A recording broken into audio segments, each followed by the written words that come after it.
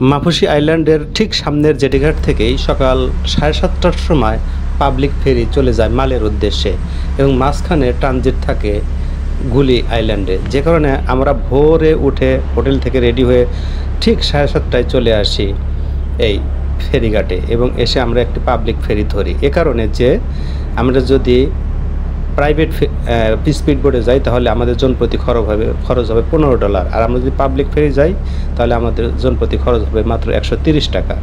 যে কারণে আমরা সকাল 7:30টায় এসে এখানে সেই পাবলিক ফেরি ধরে আমরা গুলি চলে আসি।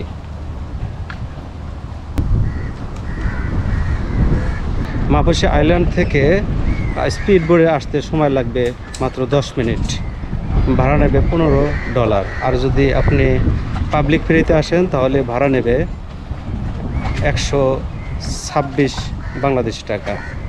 প্রতিটা আইল্যান্ডেই একটি করে খেলার মাঠ, বাচ্চাদের পার্ক এরকম আছে, সেটা ছোট আইল্যান্ড হোক বা বড় আইল্যান্ড হোক।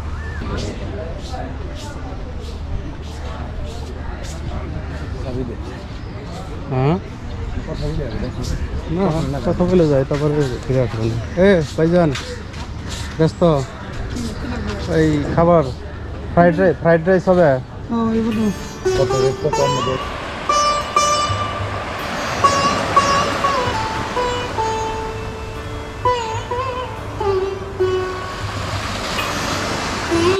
এই আইল্যান্ডটা বেশ নিরিবিলি, খুবই নির্জন বলা যায়। পর্যটকদের সংখ্যা কম, বিদেশি পর্যটক হাতে গোনা কয়েকজন দেখতে পেলাম, কিন্তু অন্যান্য আইল্যান্ডে বিদেশি পর্যটকে ভরপুর।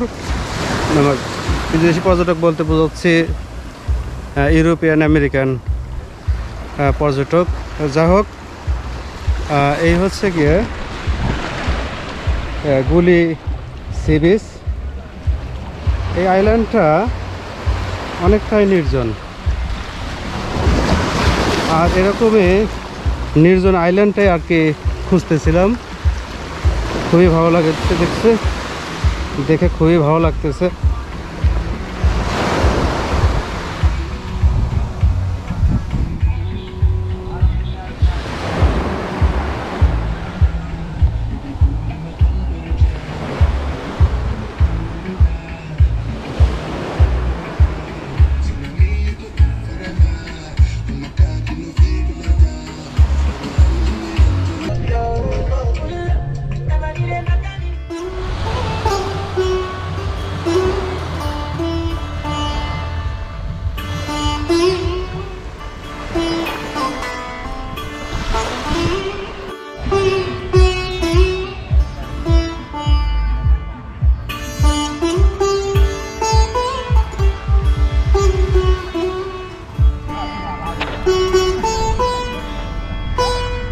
এই হচ্ছে সল্ট হারবার।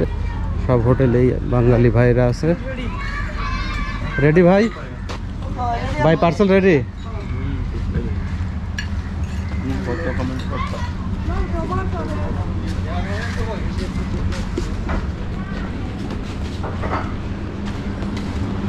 এটা আমার পার্সেল না?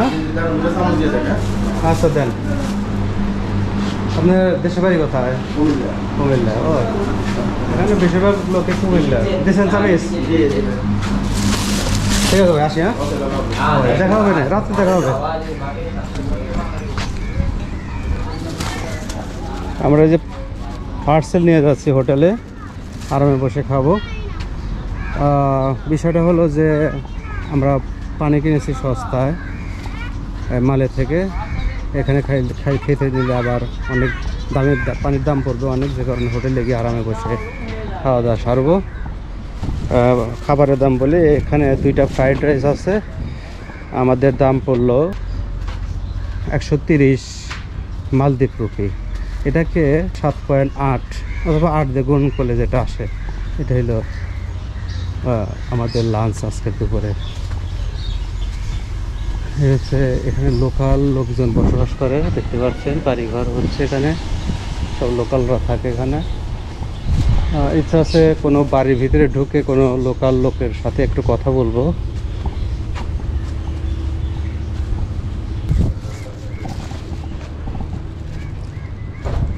হচ্ছে আমাদের হোটেল। হোটেলের ভাড়া নিয়েছে $80 ওয়ান ডে।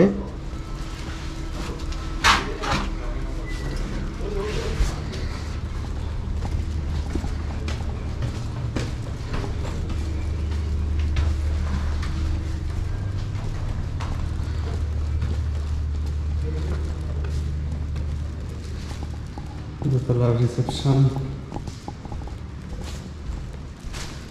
202 আমাদের রুম।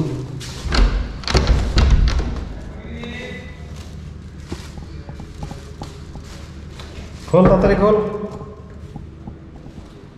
আমার ট্যুরমেট আছে ভিতরে।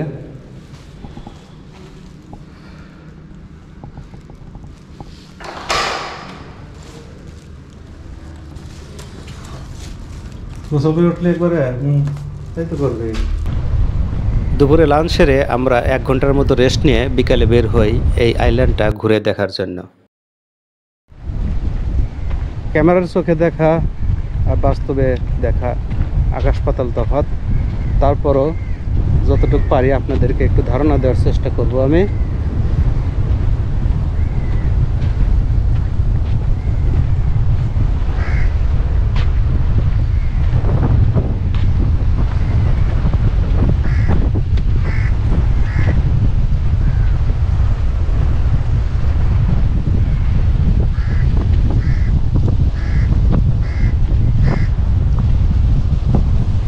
বসার সিট আছে, এটা ঝাউ গাছ, আর এই হচ্ছে ভারত মহাসাগরের নীল জলরাশি। আর এখান থেকে দেখা যাবে না, ক্যামেরা আসবে না। ওটা হচ্ছে প্রাইভেট আইল্যান্ড, রিসোর্ট আছে এখানে বেশ কয়েকটা, এই 1টা 2টা 3-4টা রিসোর্ট আছে এখানে। খুবই এক্সপেন্সিভ রিসোর্টগুলো। যে কথা বলছিলাম যে বেশিরভাগ পর্যটকের যে সমস্যা সেটা হলো টাকার অভাব। টাকার অভাবে তারা ঠিকমতো নিরিবিলি নিরবিচ্ছিন্নভাবে কোনো কিছু দেখতে পারে না। অর্থাৎ অনেক সময় নিয়ে যে আমরা থাকবো, দেখবো, উপভোগ করবো, সেটা হয় না। মনে হয় এটা শেষ করে আরও কিছু দেখার আছে নাকি, কত কম সময়ের মধ্যে সবচেয়ে বেশি টুরিস্ট স্পটগুলো আমরা কভার করতে পারি, সেই দিকে আমাদের চিন্তা থাকে। যে কারণে আমরা দৌড়ঝাঁপ পারি এখান থেকে, এই টুরিস্ট স্পট থেকে যাচ্ছে আরেকটা স্পটে, আরেকটা স্পট থেকে যাচ্ছে আরেকটা স্পটে। যে কারণে আমাদের ভ্রমণগুলো সাধারণত দৌড়ের উপরে করা হয়।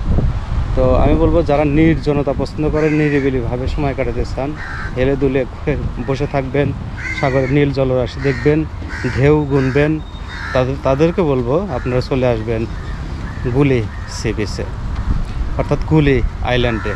দারুণ একটি আইল্যান্ড।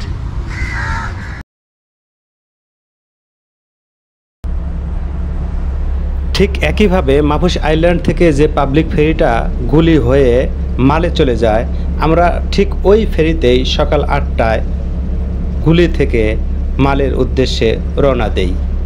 মালে পৌঁছেই আরেকটি পাবলিক ফেরি ধরে আমরা আরেকটি নতুন দ্বীপে চলে যাই।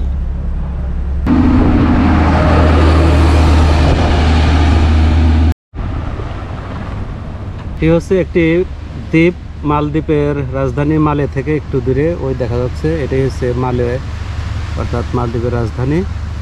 আর এটা হচ্ছে পিলিঙ্গিলি দ্বীপ, দ্বীপে বসে সময় কাটাচ্ছে। এই হচ্ছে আশেপাশের পরিবেশ। আমরা বিচে বসছি, আরও অনেক বড় দ্বীপ এটা দেখা যাচ্ছে। ওরা একটু পরেই ভিতরে ঢুকবো।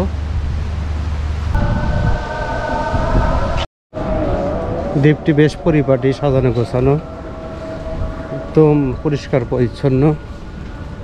বিভিন্ন স্কুল কলেজ এখানে আছে। এখানেও একটি খেলার মাঠ আছে। প্রত্যেকটা দ্বীপেই খেলার মাঠ থাকে, এই মালদ্বীপের একটা বৈশিষ্ট্য।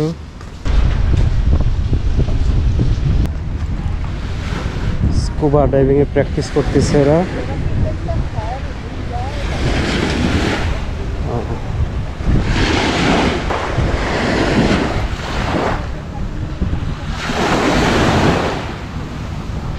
সারাদিন এই নতুন দ্বীপে ঘোরাঘুরি করে বিকেলের দিকে আমরা চলে আসি হুলুমালে। সবাই ভালো থাকবেন, সুস্থ থাকবেন, এ কামনায় রইল। আল্লাহ হাফেজ।